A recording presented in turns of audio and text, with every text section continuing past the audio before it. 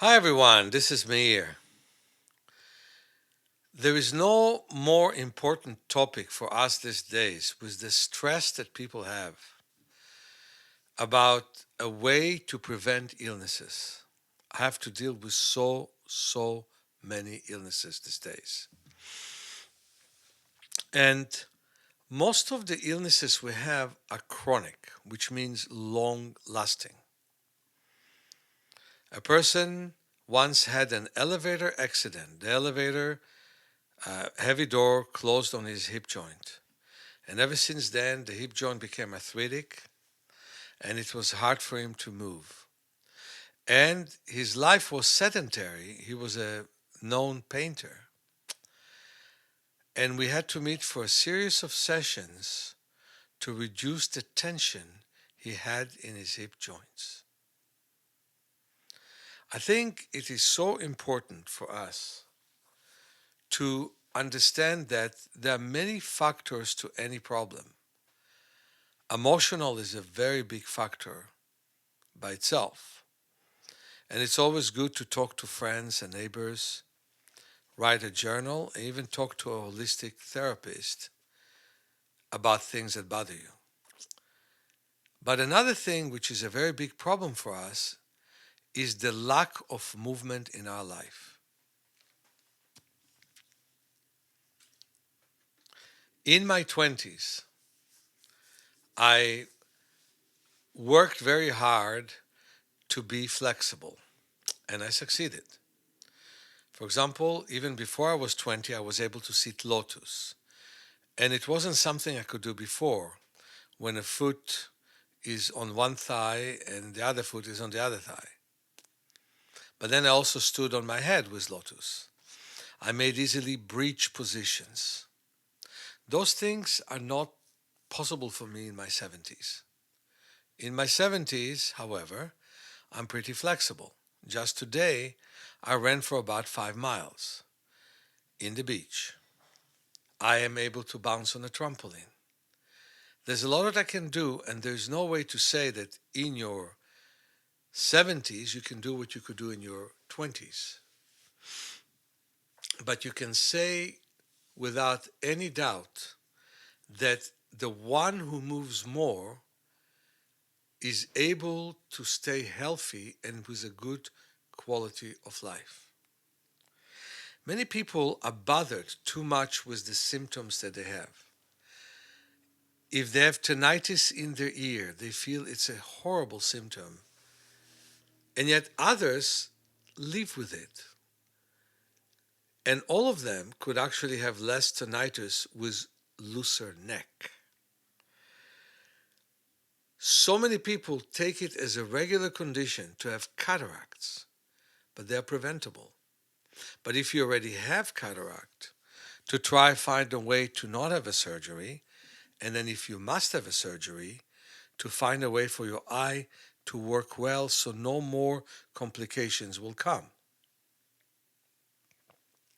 And I have to deal daily with complications that are coming.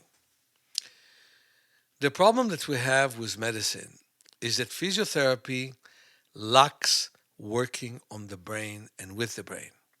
That is not to say that some wonderful physiotherapists are combining all kinds of other methods to the normal method that they study in physiotherapy. And by the way, physiotherapists do good work, but just not good enough.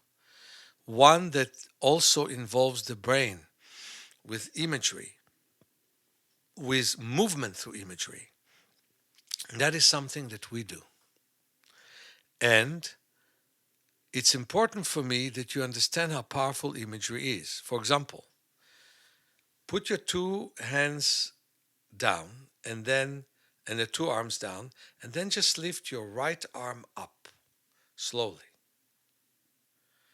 Then close your eyes and imagine you're lifting your right arm up.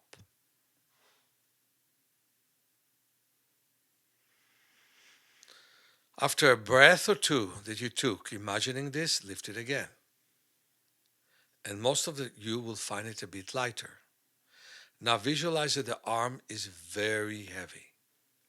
so heavy that it could fall down from its heaviness, as if it's made out of steel,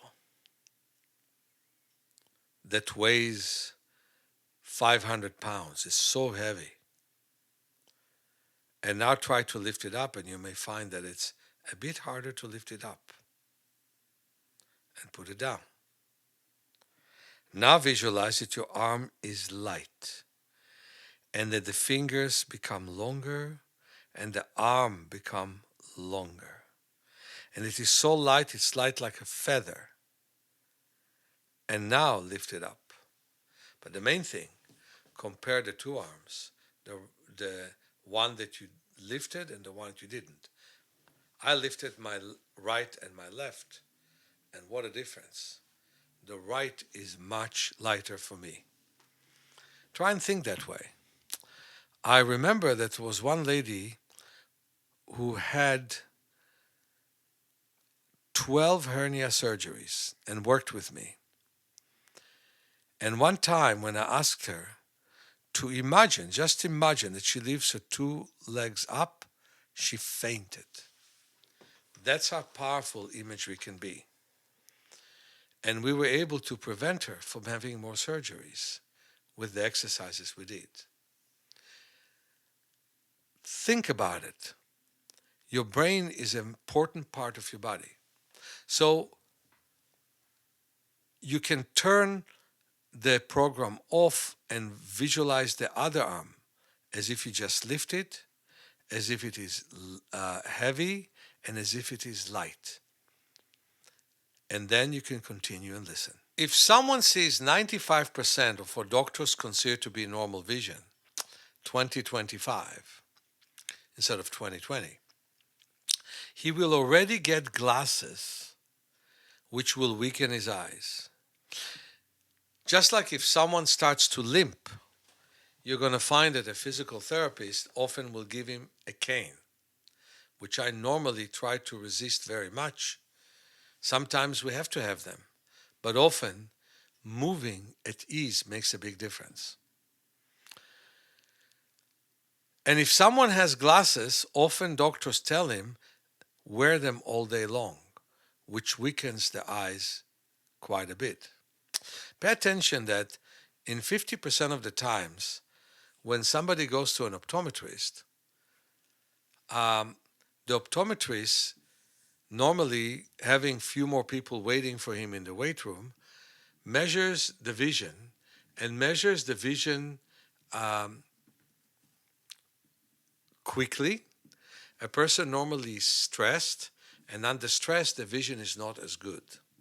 So, the glasses are being fitted for somebody who doesn't see as well. Then, when he wears his glasses, he will tell the optometrist, but I don't see well with these glasses. And the optometrist says, get used to it. So the person got used to a strong prescription, and afterwards, the prescription has to become stronger and stronger because the eyes are becoming weaker and weaker. We used to have here in San Francisco a wonderful optometrist, a wonderful Chinese optometrist in Chinatown that measured people's vision and allowed them to wear glasses which are 80% of 20/20, 20/40. And in 90% of the cases, when they did also eye exercises, they were able to see 20/20 with those glasses. So, in fact, you want undercorrection and not overcorrection with your lenses. And then your mind gets used to them. So, preventing illnesses means depending the least we can depend on medication, reducing the medications that we take, asking the doctors to be conservative as much as they can be. Sometimes they can't, depends on the situation. Allowing ourselves to rest as much as we need, allowing our blood to flow well, and allowing ourselves to exercise as much as the body lets us. Don't over-exercise and don't under-exercise. Well, I'm going to talk about all this next week on Thursday morning from 10 to 11:20. That's going to be through a wonderful place which is called the Silicon Valley Health Institute. People who used to have holistic programs which they call smart living. They talked about diet, but they invited me many, many times, and now they invite me many, many times in the internet. We will send you in few days the link, but be prepared for another session with me on Zoom, and I'm looking forward to see all of you. Many blessings to all of you, Meir.